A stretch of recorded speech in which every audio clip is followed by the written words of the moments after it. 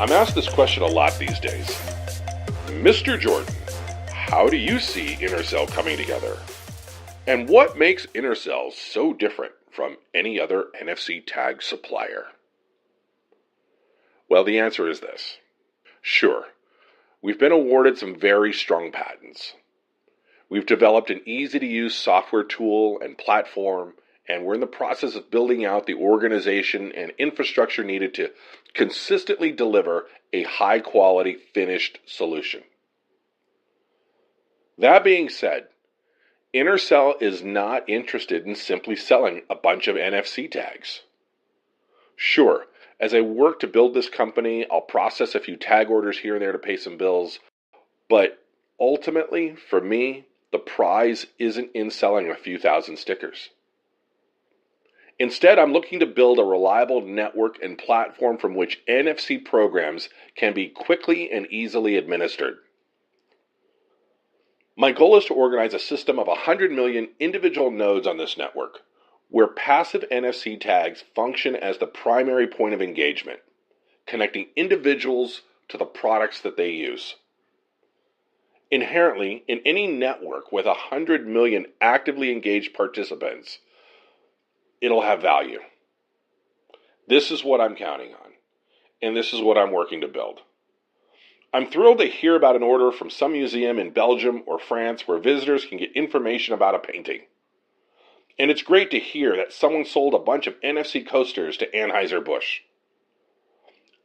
I would be thrilled developing a single product or specialized service where people engage with my unique offering several times a day.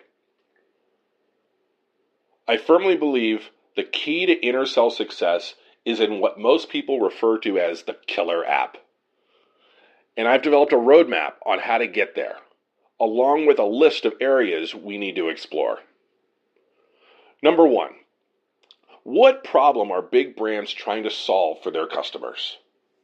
The way I see it, most people want pretty much the same things they've always wanted from the brands that they love.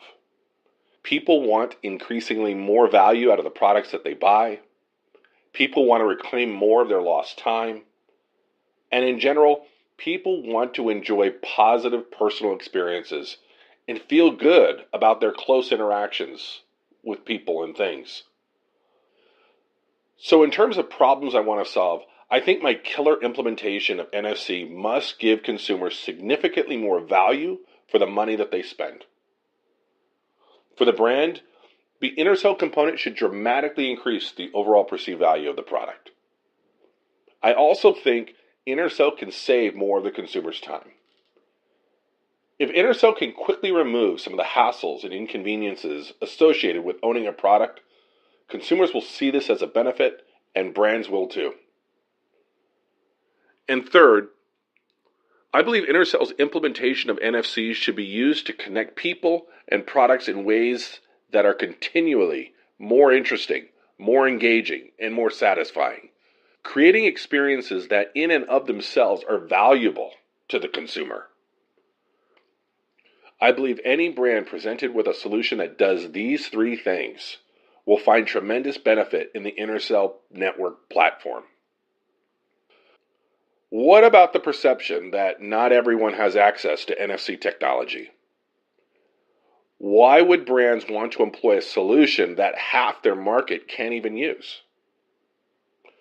To me, this argument is mostly valid for those hoping to sell one-off NFC chip marketing programs. Innercell's goal is to become a network.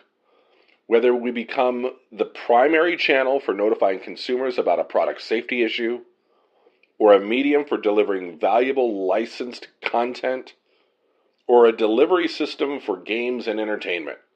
However things unfold, Innercell is looking to attract massive numbers of users who will tap into our system on a regular and ongoing basis.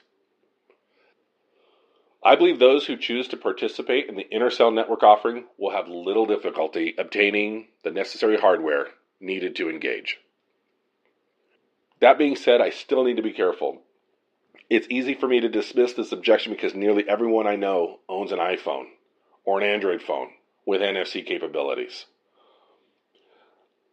I think a better answer is this. Innercell needs to create a digital incentive so compelling and so attractive, people will motivate themselves and find a way to engage. I guarantee if every Innercell flash tag included a free $20 bill, masses of people would very quickly figure out the NFC function on their phone or trade in their old brick for the ability to gain access to that free cash. The goal for Innercell is to discover the right combination of valuable digital content and physical product that will allow the education and adoption to spread virally. In my opinion, if I need to push a brand to try Innercell or need to berate a team of buyers and convince them that they will quickly realize some made-up ROI, the product offering simply isn't ready. When we've discovered the right product formula, brands will be beating down our door, 100%. Next, people are asking, how is NFC different than a QR code? Well, there are things for which QR codes are perfectly suited. My feeling has always been, make sure to use the right tool for the job. Consider this example. Let's say you manufacture a kitchen coffee maker.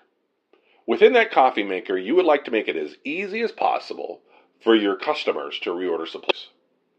You want them to try new flavors. You also want to provide the user with an incentive to keep their warranty information current and up to date. Now, let's think about where we should put that QR code. All too often, people suggest printing the QR code somewhere in the manual, which undoubtedly will end up in a drawer, never to be seen again. Or some may consider printing it on an informational label, which is probably located towards the back of the unit. Neither of these locations present a good option in terms of making things easy for the user. Now, I suppose you could print the code on the front of the product right next to the brand logo, but no brand wants to do that either. The better option is an NFC tag, discreetly embedded within the unit, easily accessible from the front, yet totally hidden from view. Think about some of the products you use every day. Where would you place a QR code? Say, on a t-shirt or a pair of jeans. Where do you put the QR code on an infant car seat so that the code is easy to scan after the seat has been installed?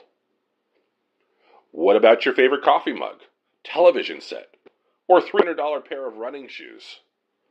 Seriously, let's think this through. Further, what about the idea that critical product information should be permanently connected to the products themselves for the life of the product, never to be lost, misplaced, or thrown away? QR codes work great for printed flyers, brochures, and packaging, which will later be thrown away. NFC tags are the better tool when we're talking about encoding information within the actual product that people will keep and continue to use. And finally, in the past, I've talked about testing a handful of NFC-enabled products which are dramatically different from the gimmicky stuff we see on the market today. I'm talking about pre-programmed products that require very little effort on the part of the consumer. A physical product that is priced right with an enormously compelling digital component. It almost doesn't matter what the product is as long as people feel compelled to use it. It could be a crossword puzzle coffee mug. It could be a music sticker. It could be an action figure with a massive multiplayer video game hidden inside. Anyway, if we can come up with the right combination of product and viral digital experience, the network will build itself. When we finally get it right, people will be drawn to this product. We should expect that they love the product so much that they have no problem figuring out the NFC capability on their phone. And if their phone does not have NFC, our offer should be so compelling that they will go out and perhaps purchase a new phone. Only then can Innercell begin profiting from a successfully developed network and begin celebrating its active and ever-expanding list of daily users. At the moment, this is the way I see it.